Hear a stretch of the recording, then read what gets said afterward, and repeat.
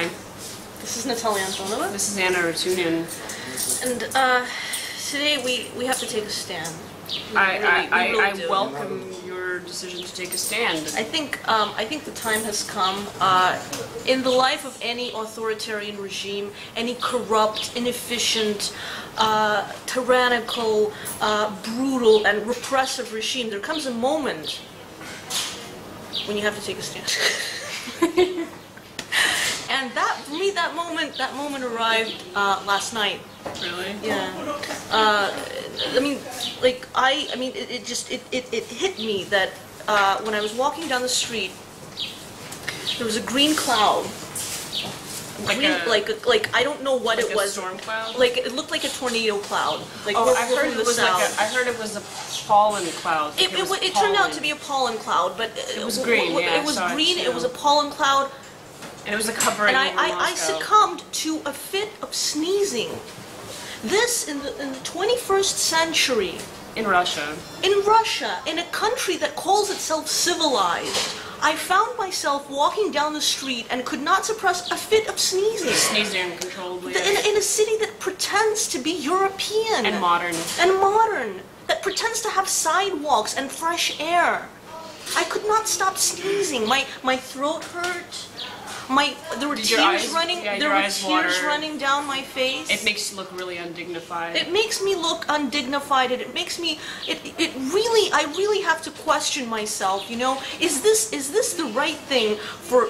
Is this something that Russians should be proud of? That they have to walk down the street sneezing and coughing and with tears running down their eyes. Did you make any phone calls? I'm just curious. You know, I've never really thought of this before, but I think that for me it just hit me that I've never really asked Vladimir Putin for anything ever, but I think that at this point I think that Vladimir Putin owes me an apology for the unacceptable atmospheric phenomenon. She's laughing. She's trolling you guys. I have actually, you know what? I have a real She issue. has a groping issue. It's not a groping issue. See, the thing is that if you're gonna appeal to President Putin via his press secretary Dmitry Sergeyevich Peskov. Yes. If you're gonna appeal to him about the cloud, I actually have a bigger sob story for you. Groping is a serious issue in a corrupt and autocratic society like Russia's. Can I please finish? This is a serious issue. I was nearly kicked out of the Central House of Journalists yesterday, or not Central, just the House of Journalists yesterday. It's in downtown Moscow.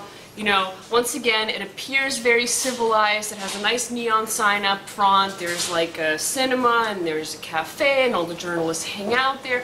Well, guess what? I was at a premiere yesterday, a pre-premiere actually, of a movie that my husband helped direct.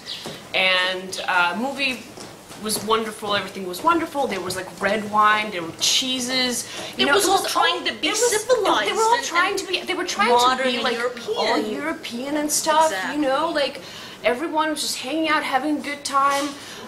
There was even like they were showing like old movies on flat screen TVs, which is just, you know, like I felt just totally cool.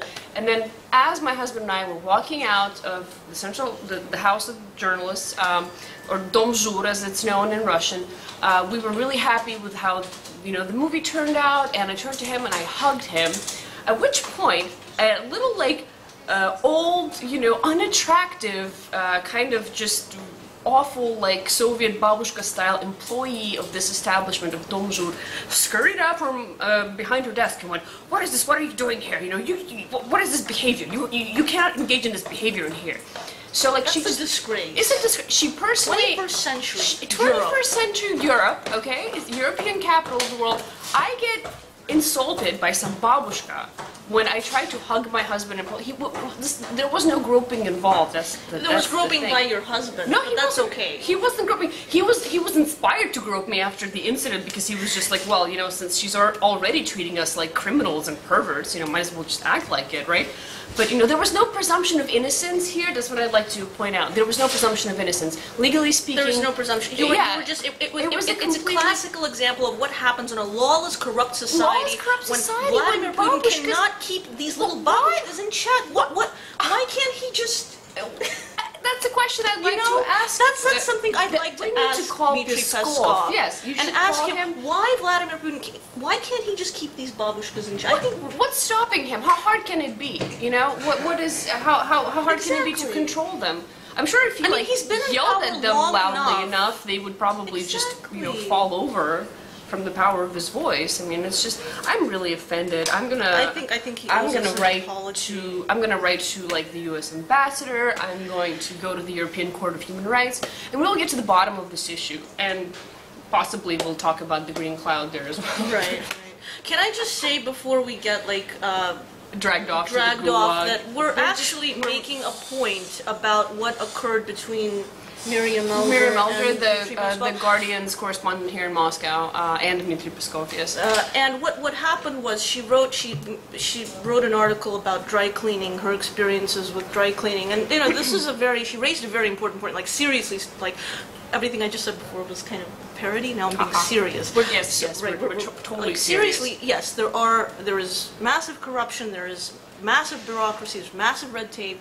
All of this is a problem. Miriam, I think she used an unfortunate example. She had an unfortunate incident, and Peskov found himself apologizing to this.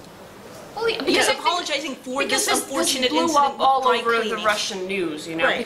But I think the thing is that with Miriam, it's like, when you look at something like this dry cleaning incident, most Moscow residents, at least me, I just looked at it and said, you need to find a better dry cleaning service because clearly the one you were going to was inefficient and stupid.